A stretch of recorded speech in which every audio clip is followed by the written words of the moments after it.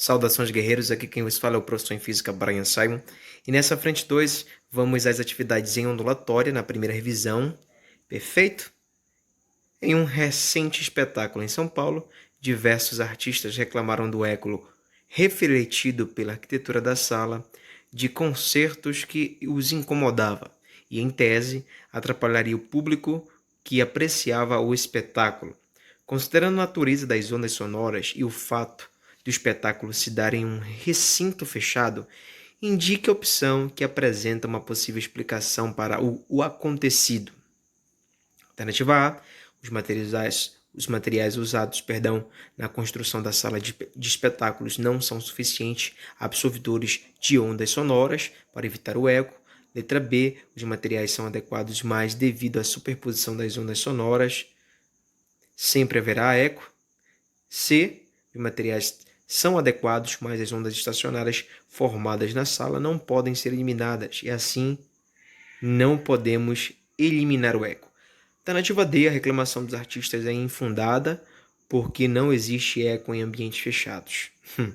Muito bem, alternativa E, a reclamação dos artistas é infundada porque o que eles ouvem é o retorno do som que eles mesmos produzem e que lhes permite avaliar o que estão tocando. A alternativa certa é a alternativa letra A. Esses materiais usados na construção da sala de espetáculos não são suficientemente absorvedores de ondas sonoras para evitar o eco. Perfeito? Se dando que o eco ele é um fenômeno ondulatório no qual a onda reflete sobre um determinado meio. Perfeito? Em alguns filmes de ficção científica, a explosão de uma nave espacial é ouvida em outra nave, mesmo estando ambos no vácuo no espaço sideral. Em relação a esse fato, é correto afirmar que isso não ocorre na realidade, pois não é possível a propagação do som no vácuo. Letra B.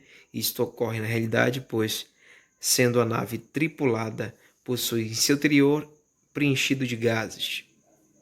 Isto ocorre na realidade, uma vez que o som se propagará junto à imagem da mesma. Letra D. Isto ocorre na realidade, pois as condições de propagação do som no espaço sideral são diferentes daquelas daqui a da Terra.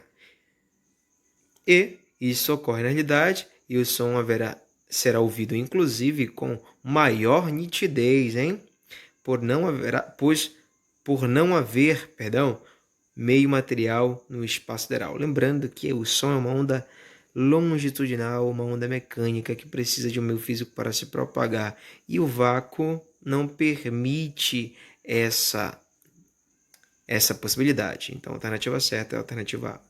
Tranquilo? Variando-se a frequência com que se movimenta uma corda tracionada, produzem-se ondas de frequências diversas.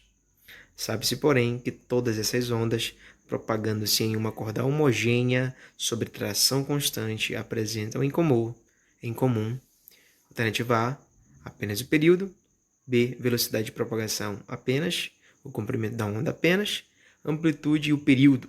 E a alternativa E, comprimento da onda, amplitude e a velocidade de propagação. A alternativa certa é a letra B de bola, a velocidade de propagação apenas. Eu vou mostrar algo para vocês aqui, em função da fórmula de Taylor, ou equação de Taylor, que essa velocidade de propagação dessa onda em cordas, você tem aqui velocidade igual a raiz da força que vai ser aplicada para que essa corda venha a vibrar, dividido pela densidade linear. Perceba que a força, só para recordar, em Newton, e essa densidade linear ela é a razão entre a massa dessa corda e o seu comprimento.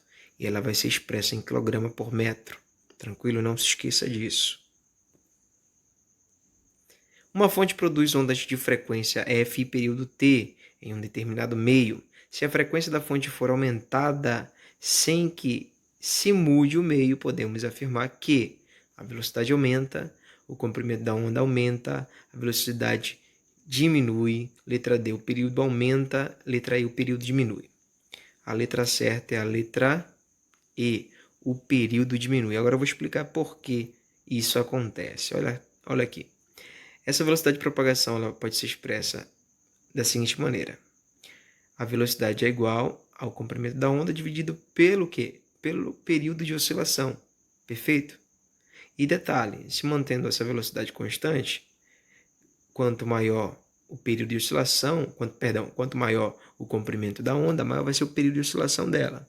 E quanto menor esse comprimento dessa onda, menor vai ser o período de oscilação. Perfeito? E se manter aqui nesse caso a velocidade constante na segunda equação, que é V igual a lambda F, temos aqui a frequência e o comprimento inversamente proporcional. Tranquilo? Lembrando que esse período ele é expresso em segundo, o comprimento da onda em metro, a velocidade em metros por segundo e a frequência em hertz. Ondas sonoras e luminosas emitidas por fontes em movimento em relação ao observador são recebidas por este com frequência diferente da original, né? Uma frequência que eu chamo de frequência relativa. Esse fenômeno que permite saber, por exemplo, se uma estrela se afasta ou se aproxima da Terra é denominado de efeito Joule-Auster-Doppler-Volta ou Faraday. A letra certa é a letra C, é o Doppler. Eu vou trazer para vocês mais uma vez como eu posso quantificar esse fenômeno, correto? Temos aqui a frequência aparente igual à frequência do observador.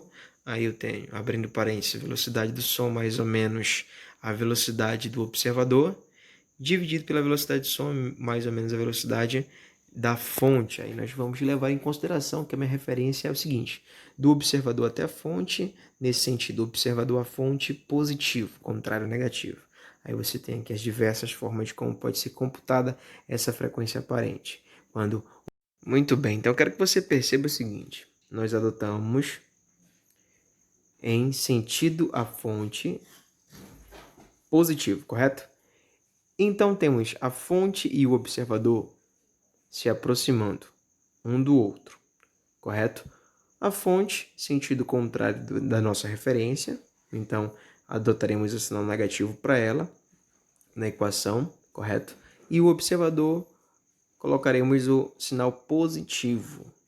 Então a frequência aparente equivale à frequência real multiplicado, abrindo parênteses, velocidade do som mais, perceba, mais a velocidade do observador, indo no sentido positivo, correto?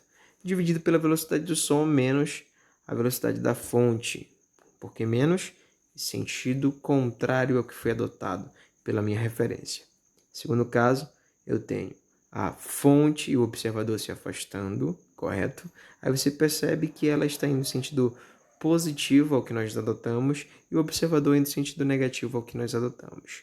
Então temos a frequência aparente equivale à frequência real multiplicado, abre parênteses, velocidade do som, 340 metros por segundo, menos a velocidade do observador, correto? Que está indo no sentido contrário, dividido pela velocidade do som, mais a velocidade da fonte, indo ao sentido positivo da nossa referência. Fecho parênteses e nós terminamos esse segundo caso.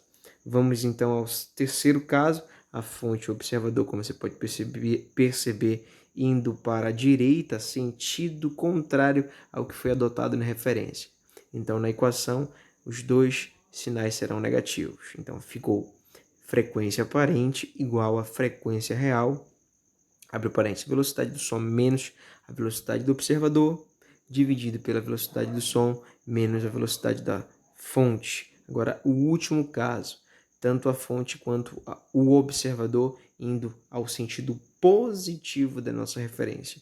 Então, colocaremos sinais positivos tanto no numerador quanto no denominador. Então, ficou a frequência aparente igual à frequência real, abre o parênteses, velocidade do som mais a velocidade do observador dividido pela velocidade do som mais a velocidade da fonte, fecha o parêntese. Muita atenção na hora de você calcular, de você fazer essa relação entre essa fonte e esse observador. Mais uma vez, essa aqui é a referência que vai ser adotada. Do observador, a fonte, positivo. Caso contrário, negativo. E um forte abraço para você e até a próxima aula, guerreiro.